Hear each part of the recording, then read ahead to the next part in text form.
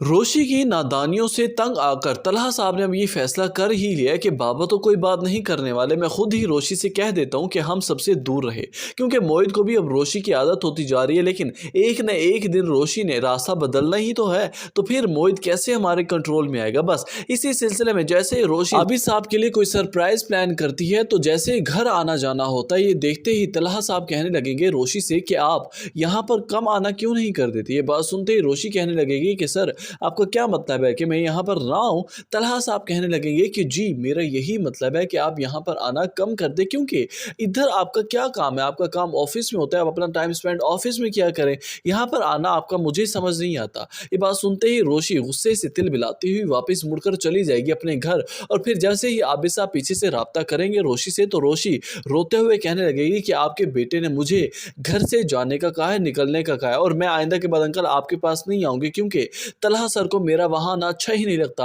अब देखना यह है कि क्या आबिद साहब अब तलहा सर की क्लास लगाएंगे, क्या रोशी की खातिर तलहा साहब को मुआफी मंगवाएंगे रोशी से। ड्रामे की कहानी में आगे जाकर आप देखेंगे कि जैसे ही सभी का रोशी को तलहा साहब के साथ ज्यादा चिपकते हुए, लाड उठाते हुए या फिर उसके साथ ज्यादा गपशप करते हुए देखेगी, तो जेलिस फील करते हुए सभी का तलहा साहब को इस बात पर मजबूर कर देगी कि इस लड़की को ऑफिस से निकालो या फिर इसका कहीं और ट्रांसफर करवाओ, क्योंकि मैं यहाँ पर इस लड़की को देखकर बर्दाश्त नहीं कर सकती।